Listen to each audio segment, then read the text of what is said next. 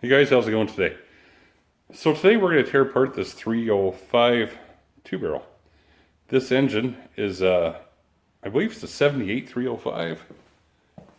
The casting number indicates it's a 78 or 79, 460 778. So it's a 78 79 305 two-barrel. This engine is out of a 78 Rally Nova. I'm not too sure about the details on the engine. I know it was running when it was parked, but now it's seized. We're going to take a closer look at it. So it's either going to be a complete build, like full machine package and new pistons and stuff, or it's not that bad and we'll re-ring it. That's probably not going to happen, but it's an option. But we're going to take a look at it, then we're going to advise the owner on the best course of action. So it is complete. I know I believe this family member is the second owner, and I think the first owner was a family member as well. So I think it's been in the family since new. It's never been apart. Everything is still on it from the day it was new. But we'll find out how badly it's seized. We'll take a look and see what's going on. Like I show everybody in the beginning, it has the factory drain plug in the block still. Has the factory frost plugs with no rating on them. So I already knew it was a factory engine and not touched, but again, just confirming by looking at those things with everybody. Doesn't even look like the fuel line's ever been off of this. It's pretty cool, actually. So we're going to start taking it apart and like I say, I've already tried to turn it. It won't turn. I know they were trying to turn it before they pulled it out of the vehicle, and it won't turn. We'll start by removing some spark plugs. We'll take a look at them. We'll lay them out in order, 1 through 8. They'll be left to right. And then we'll see what cylinder's rusty and kind of assess things as we go along. So let's get those spark plugs out. All right, plugs are out. So let's take a look at number 1. It keeps turning yellow in here. It's the lighting. All the gaps, I just checked them all. They're all between 45 and 50. So number 3 has some rust in there. Also burning some oil. Okay. Yeah, some oil on number 5 as well.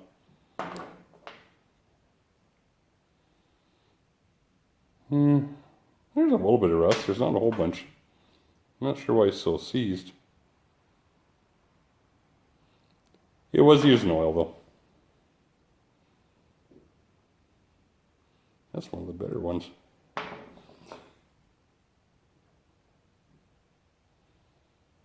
And then of course this one with no center electrode in it whatsoever.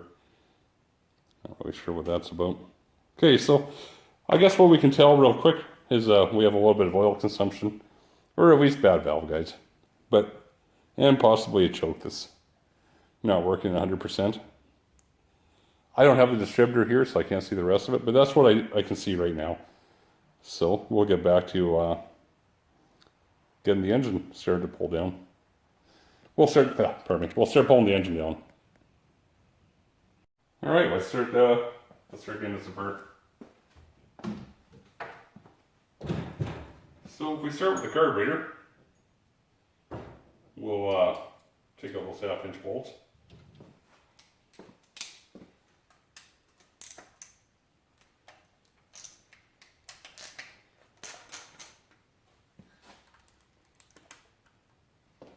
Where it is. There it is. Okay, break these lines off real quick. So for the back brake line, it should be 3/4 and 5/8. Okay, and for the front one,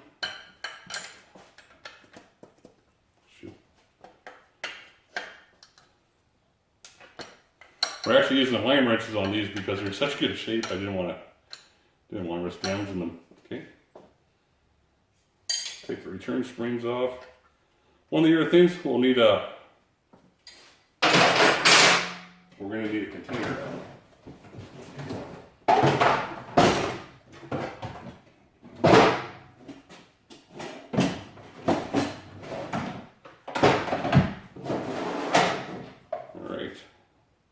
That way we keep everything in one place. So we'll quickly go through all this stuff. I'll let you know what we're doing as we go along. We'll get rid of the back bracket for the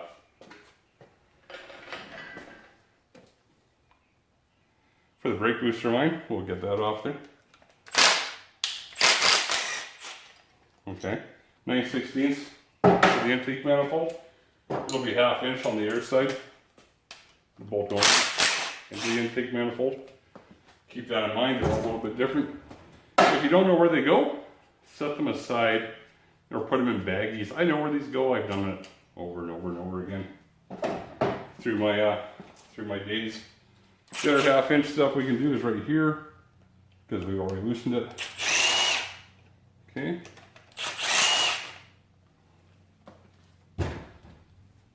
So be careful when we're taking all this stuff apart.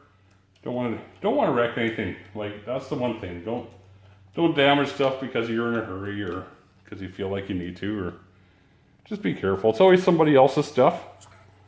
Some of the stuff they might want back or they might want to reuse again. If it's really no good, just put it in a box and give it back to the people. Okay? At the end of the day, it is their stuff. Okay. So there we have that. Lots of lines on these things.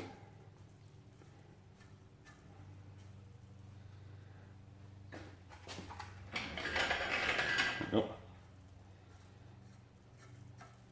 That's right, I noticed the camera was in the wrong spot there. Okay, so what do we have here?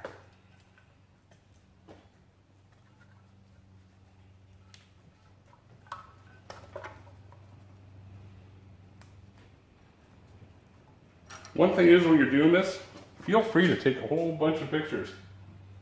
If you're not sure, or you're not even sure if you're confused by some of the bolts, what you think they might be, or where you think everything goes, these vacuum lines, just take pics. You can, like, I can go back to this video and watch myself tearing it apart if I actually had a question, right? If you have some pictures, just take pictures of everything at a certain angle.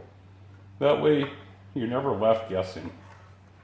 Especially if you want it to be all original, and that's important to you.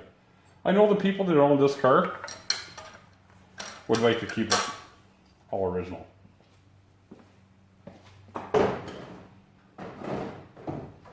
So for all these lines and the stuff, I'm going to leave these kind of separate. These don't always come out on the first try, but we'll keep working with it here. If not, we'll spray it down with some, oops. It's starting to come out.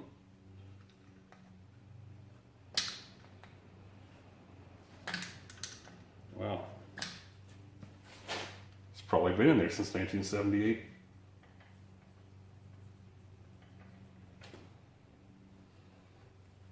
All right, some of this stuff you just got to work with a little bit. Don't get intimidated by it. It's not that big of a deal. You'll get it. All right. Some of the things, just make some room. All this stuff that we're taking off needs to be cleaned anyway at some point. So you might as well just start taking it off now.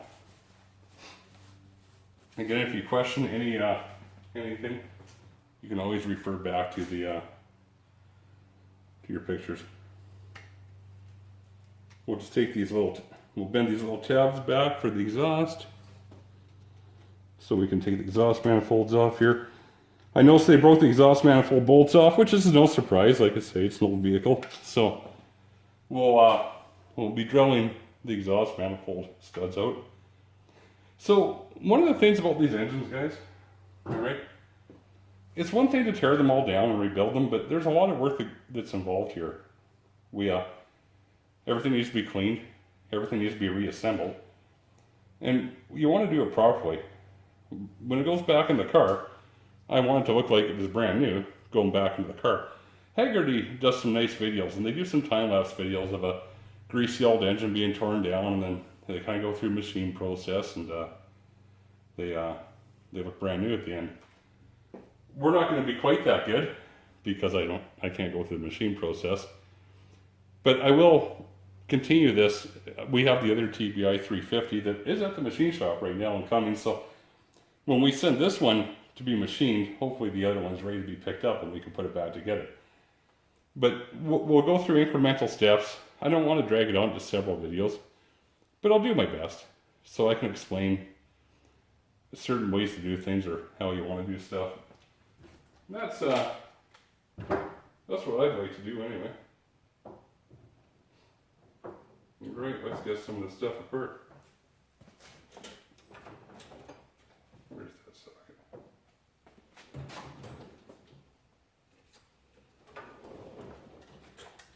Get that top rat hose off. That's a 3/8, hey, I haven't seen that for a while. And some of this stuff, it's not the same on everything.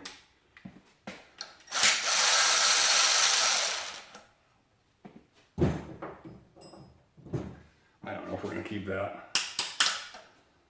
I don't know if I want to fight with this on camera. This is probably not going to come off that too easily. What the hell? Everybody else has to fight with it, I guess.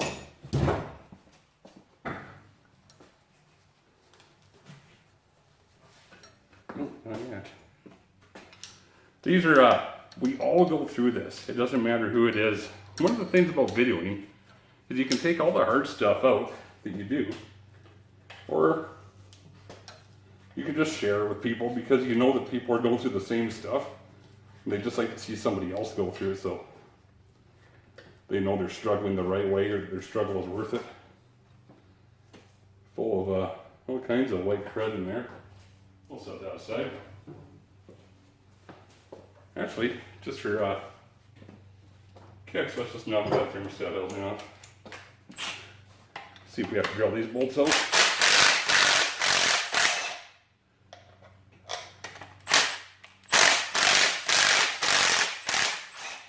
Nope. Good. These are 9/16. Oh, that's disgusting. As most of you may know. Check that out. All right.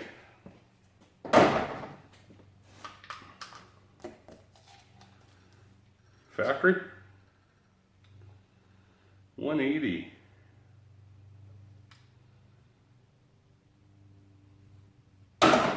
Won't be using that again.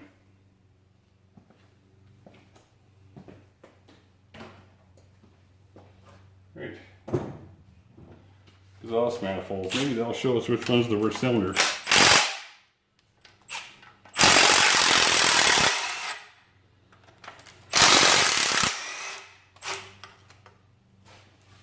Okay, on the back of this heat riser, there's a little, just a little fitting there, little ball and socket fitting. Just give it a little nudge with your screwdriver, you'll be fine. Set that here.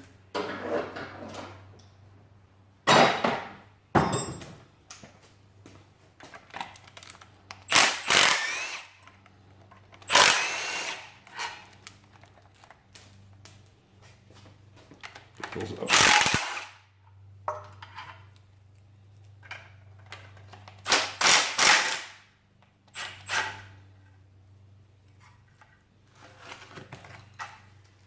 Wow, full of dirt there.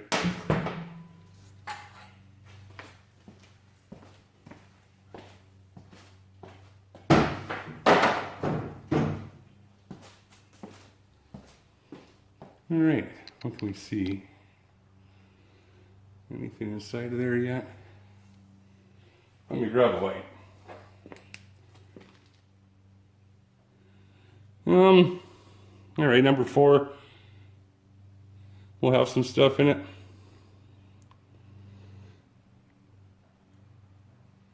Okay.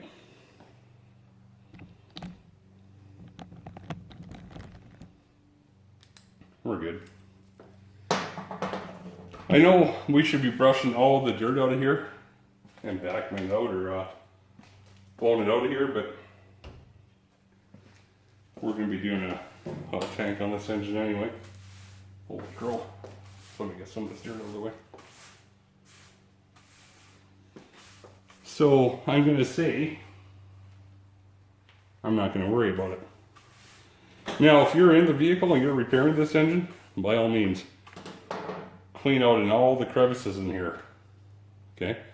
Like all of them. Whenever you're tearing this stuff apart, you want to clean or blow all that stuff out of there before you take the intake manifold off. In our situation, we're rebuilding the engine anyway. I'm not going to do that right now. But we can take off the valve covers here real quick.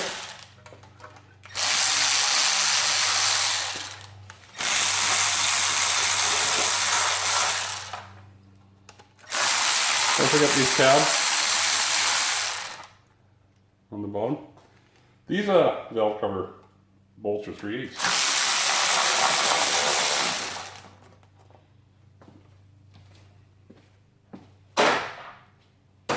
Most of them are 7/16, as I remember correctly. Indeed.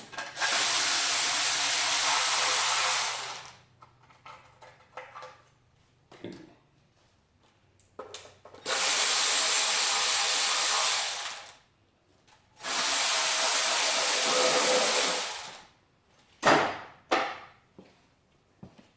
Okay, one thing we'll do right now is we'll take that PV PCV valve out. No use leaving stuff till later that's just going to fight you. It'll just it'll frustrate you. Just get it done while you can. That way you're not always fighting with stuff after the fact. This hose may not be salvageable. Oh, maybe.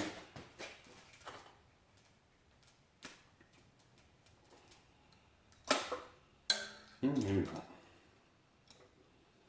Just because we can get it turned doesn't mean we're going to get it off. That's for sure.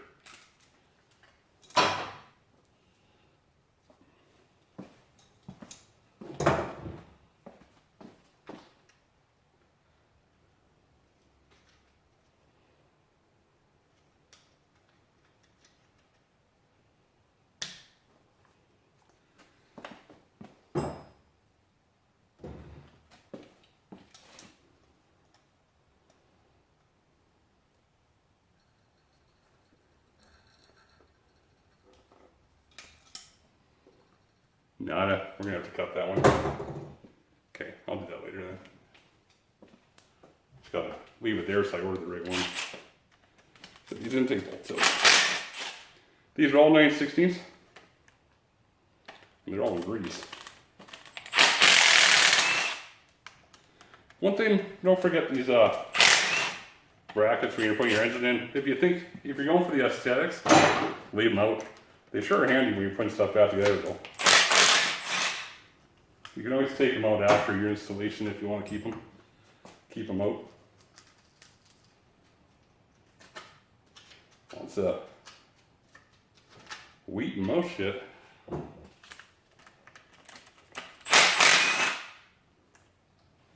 We are in a farm community in Saskatchewan, so no surprise there.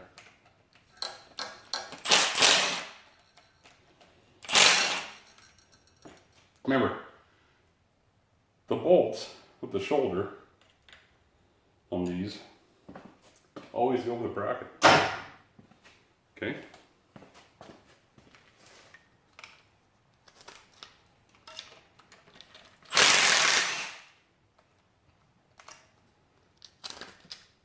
Should probably vacuum some of this stuff up actually.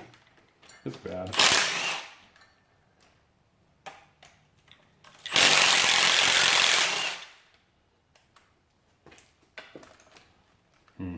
Perfect. Okay, we're going to have to take that EGR valve off.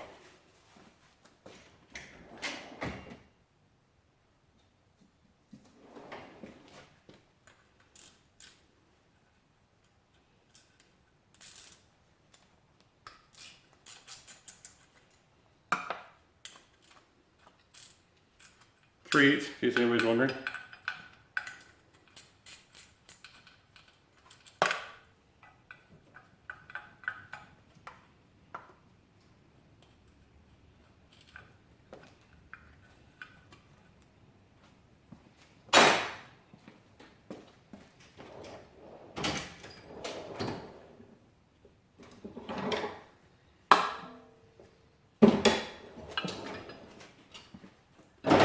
Okay, so behind here, we have our last remaining intake manifold bolt. Oops. We actually can't see it yet. We'll be digging around in there for a while.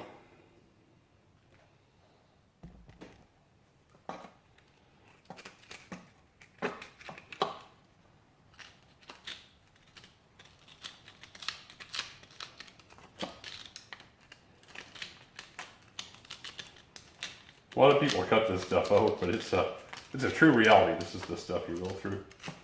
There's really nothing clean or nice about disassemblies, typically.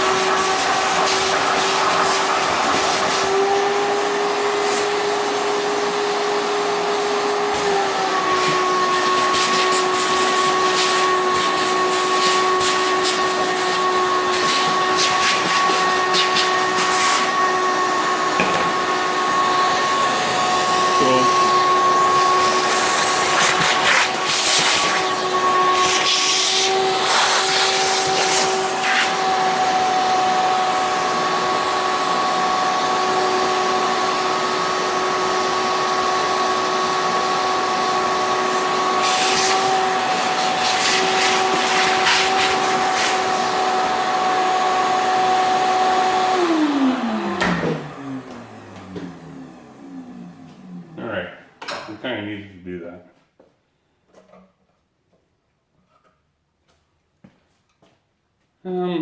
Just your average gunk.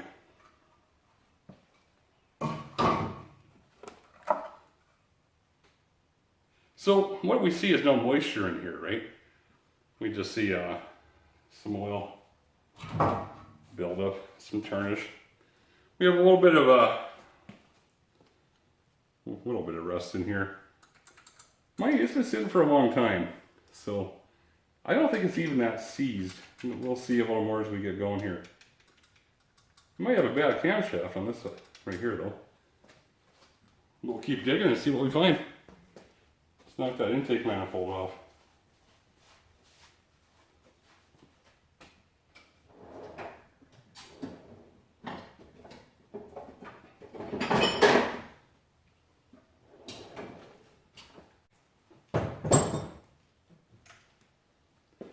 Okay, so we vacuumed everything off. Okay, let's take out this last bolt and we'll knock the intake off.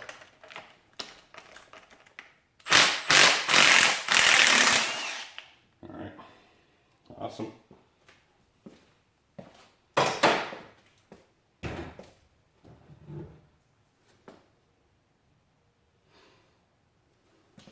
Yeah, different front.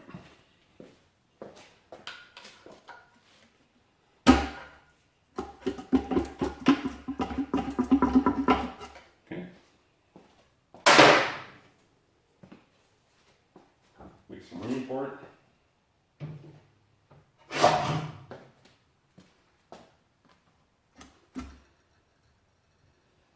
Yeah.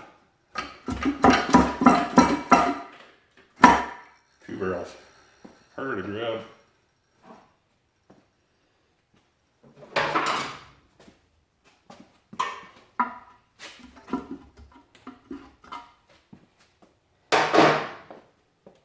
Yeah, let's get the sensor over here actually.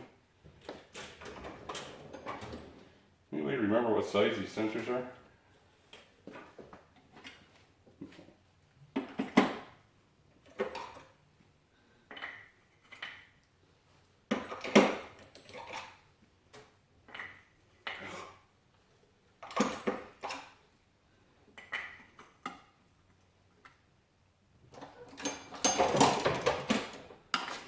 the wrong socket, 1 1/8. It'll work.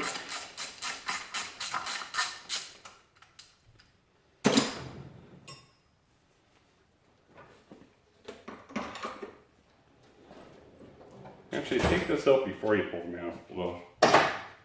Remember, that gauge is, that sender's for a gauge. So keep that in mind when you're putting your engine back together.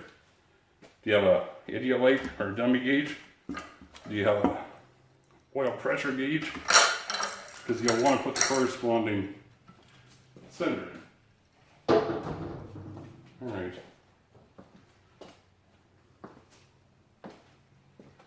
Well, so far really nothing to see yet.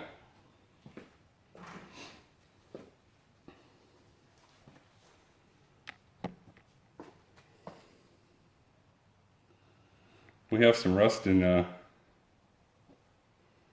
some of these. Oops.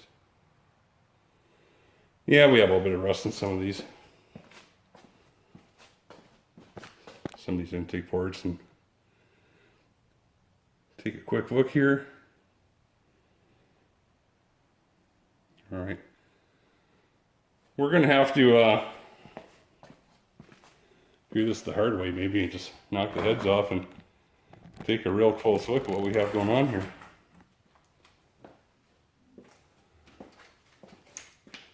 The ground straps, they're never both attached when they come in here, one end or the other, right?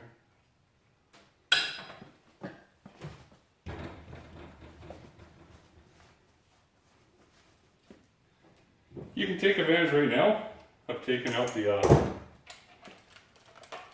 all the push rods.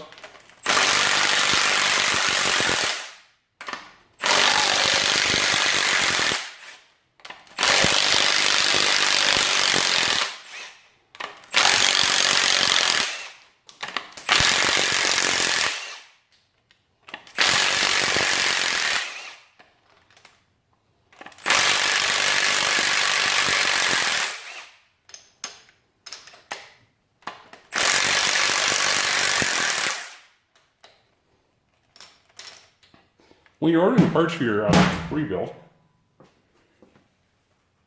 keep in mind, these are wear items. Always check them out. These are,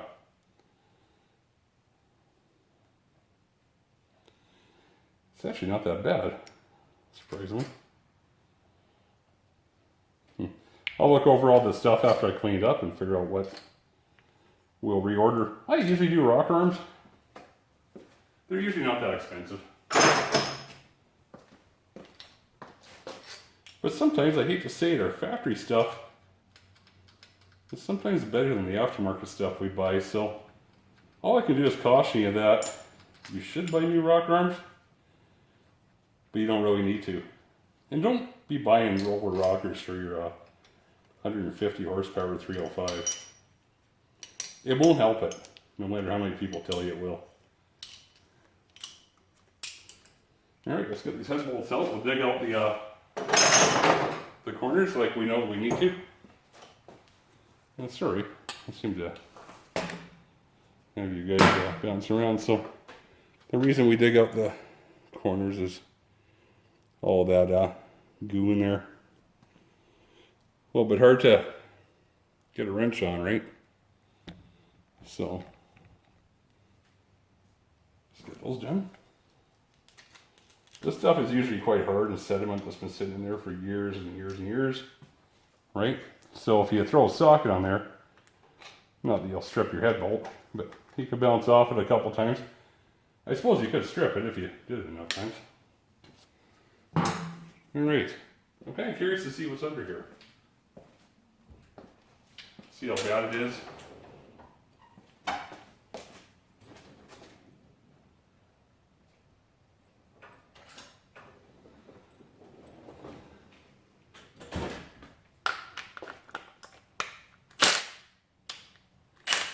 These are a 460 cylinder head. I don't even really know if I've heard of that.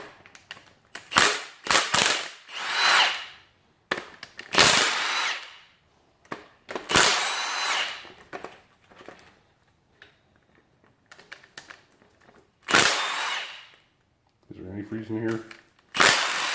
We'll find out in a second. Oop. One of our viewers actually reached out to me and said you should undo the cylinder head. Oop.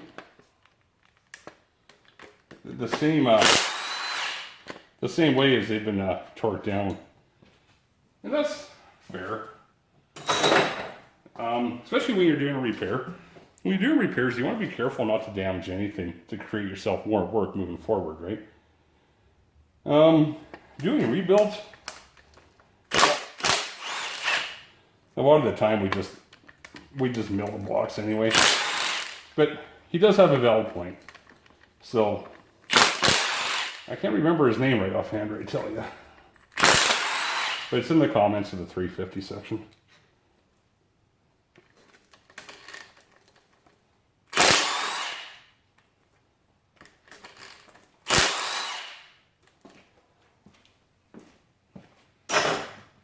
It's funny, we strive for cleanliness when we're doing these, but they come in so dirty.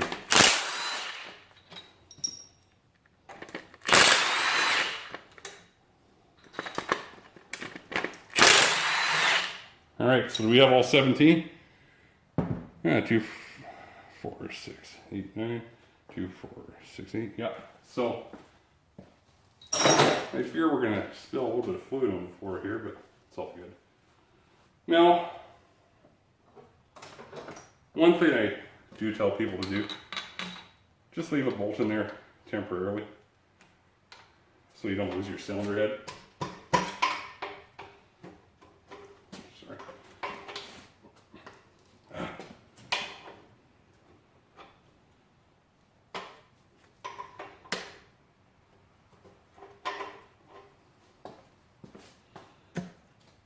It moves, I just don't want to pop it off real aggressively here.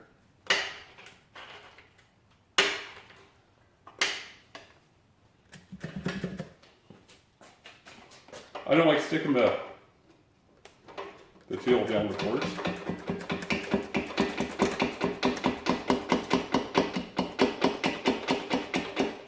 Okay. Just so you know, I just don't like that. I've seen guys ram and jam stuff in there. Again, that's not, you don't need to do that. Just take a minute. Sometimes it gets stuck. All right, what do we have here? You have a lot of rust. A lot more than I thought. But not enough where it shouldn't turn.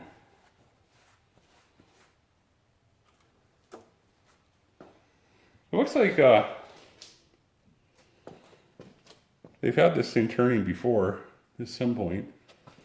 I see it was stuck here at one time. I don't know if you can see the ring in the cylinder wall there. Let me grab it. So we're going to keep trying to get this to turn. I don't really want to pound the pistons out of it all that badly. So we will, but I would rather not. Factory steel shim head gasket from GM. Nice. All right, I'm going to take the other side off here. Anybody that wants to stick around, feel free. Again, 5/8 rockers.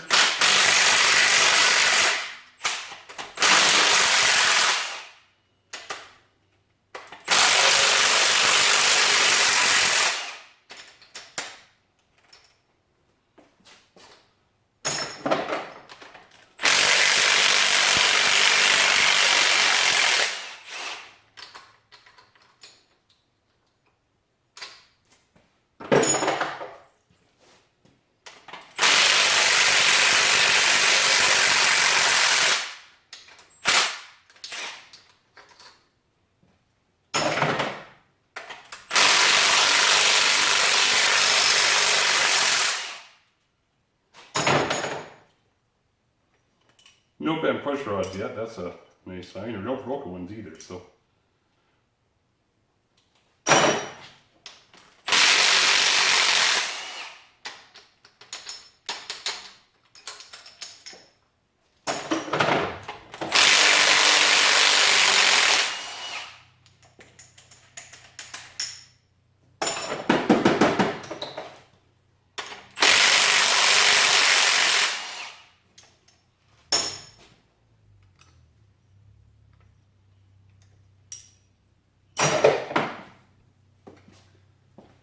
So we're not really rushing. This is kind of a normal disassembly on an engine, I think anyway. So when you're doing yours, it should be much the same, right? I'll try and move you guys here so you're able to see something.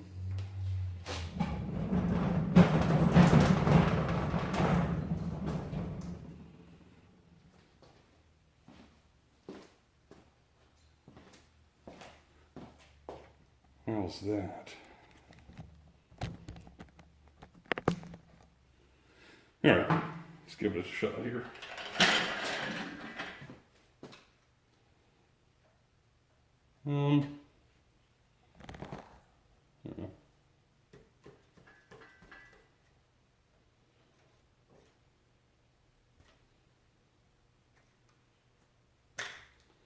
Yeah, these little lock tabs for the exhaust. That one's broken. And that one's worn away. Awesome.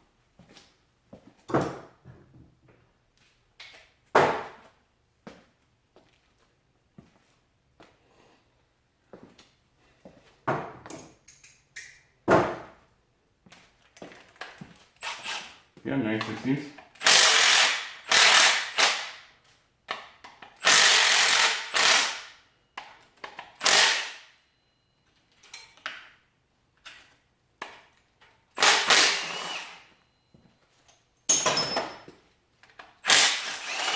Right on.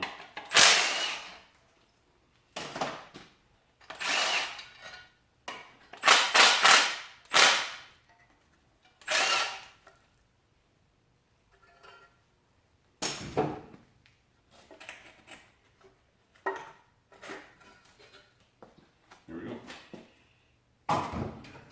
Just curl that up and over the dipstick. Save your old trace. Unless you go for aesthetics, don't save them. All right. Okay, let's get this head off.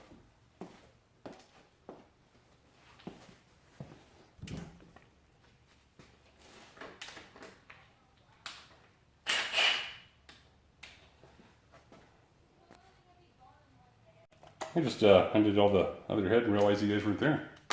Sorry about that. Let's get rid of some of this clutter. Get rid of the water pump 9/16.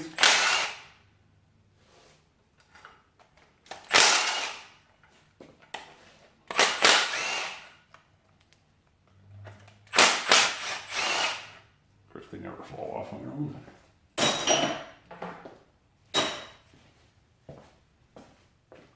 I'll be leaving here in a few minutes. I have a haircut appointment. We just finally started opening up again yesterday. And the COVID stuff, our restaurants have just been opened up again yesterday, and some of our other things that we need. Okay. Just use a plastic rubber hammer thing. Don't need to use the other stuff. So let's get rid of all the clutter.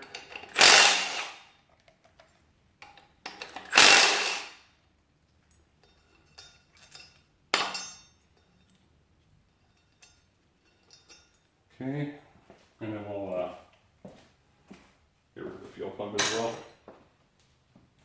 One thing we should probably do with the fuel pump before we undo it from the block, let's make sure we take that line off. Again, 5/8. Perfect. No problems. That's awesome. Oh, one of the other things we could take out while we're doing all this is that front bolt in the block. Where your push rod, or your fuel pump push rod, could actually leak a bunch of fluid out of. When you're building your engine, put those ones back in. They're kind of important. Okay? Alright.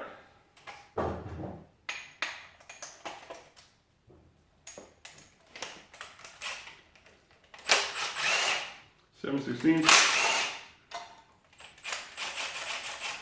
Okay. And the other two on this one are 3/8 to hold the plate on.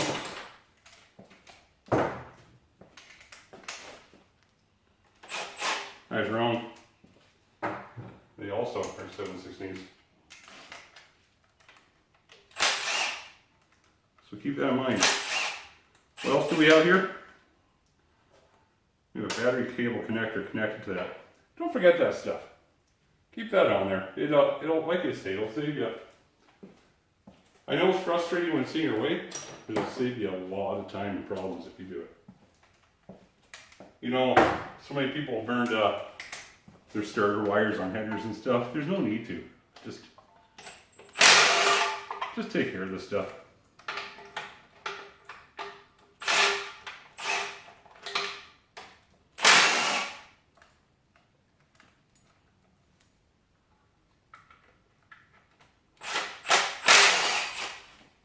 Okay, what a mess.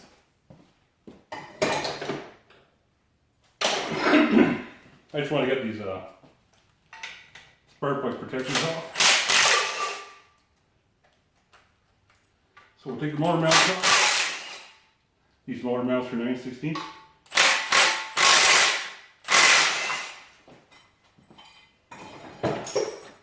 Okay. And the other stuff here is to be 7/16 string. Yep, just 7. So take these out. They'll slip out anyway.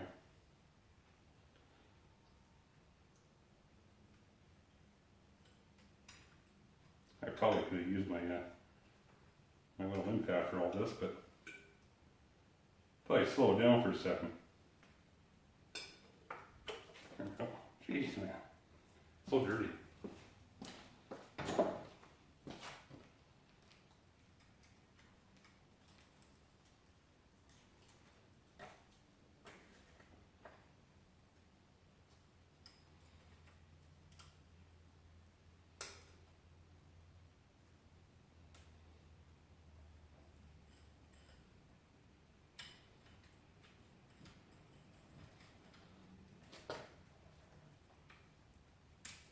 Okay, so remember, these are either, well, they're almost always 7/16s. They slip out. You don't have to struggle away. Wow. I have to do a floor cleanup here after I get back from my haircut.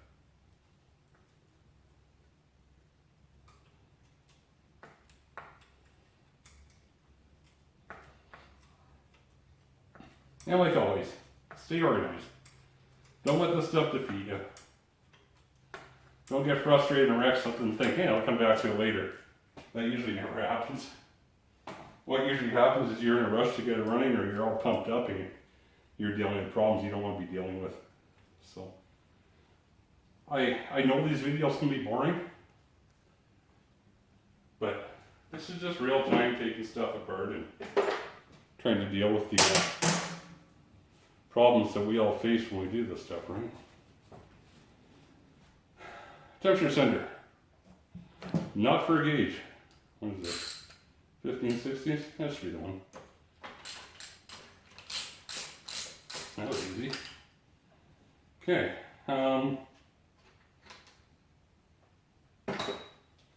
So when I get back, because I have to take off, we'll whip the other cylinder head off. I suppose I can do that right now.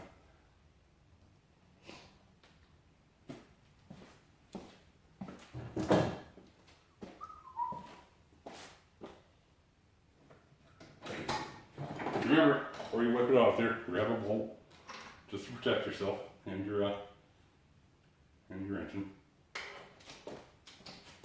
Okay.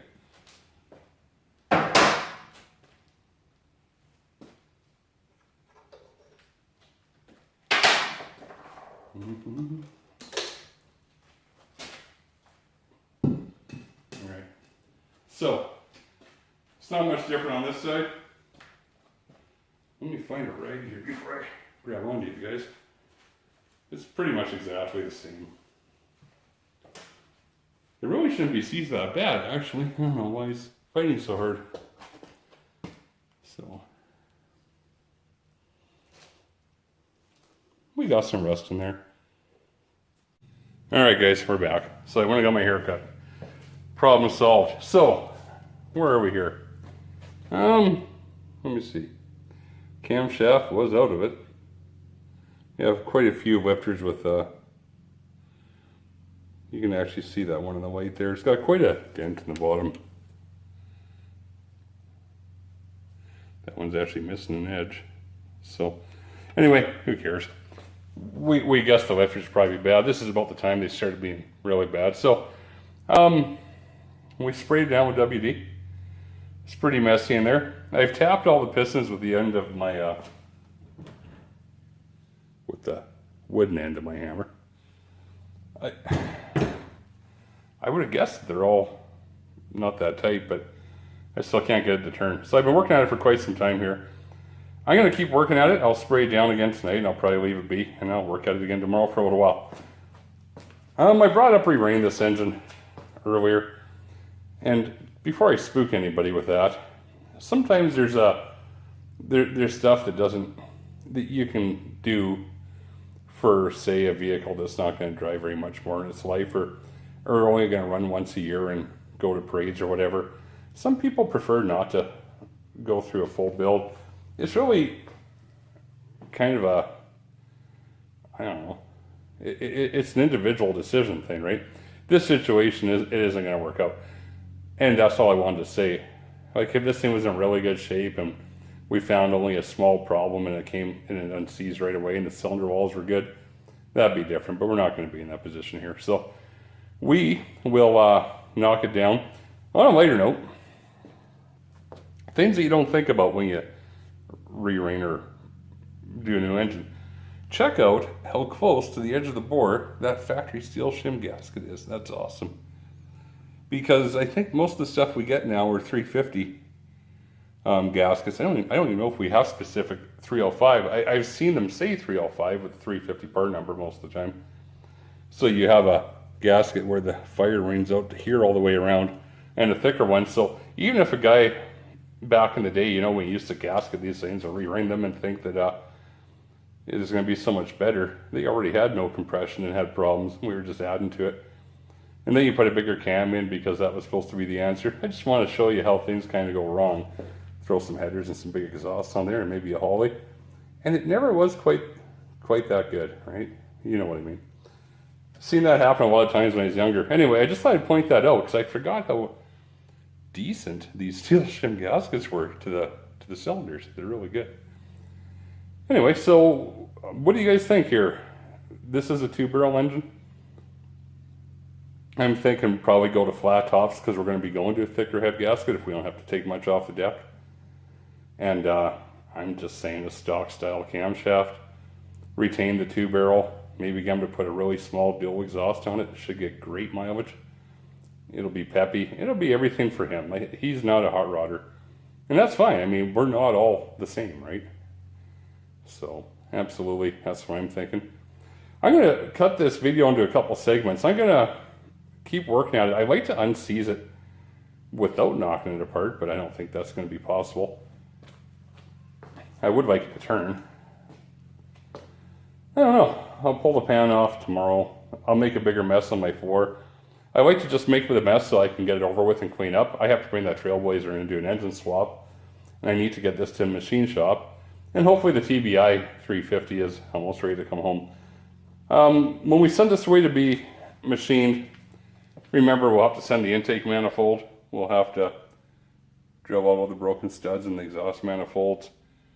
There's a whole bunch of stuff to clean up here. So remember that when you're doing your guys' build as well. Try and plan all that accordingly. But I'll end this video here. I'm going to try and shorten up my videos a little bit. And we'll pick it up tomorrow. Hopefully we get somewhere with this tomorrow. And then we'll get started on that 4.2 Trailblazer swap right after we get this thing ready and off to the machine shop. All right. Have a good night.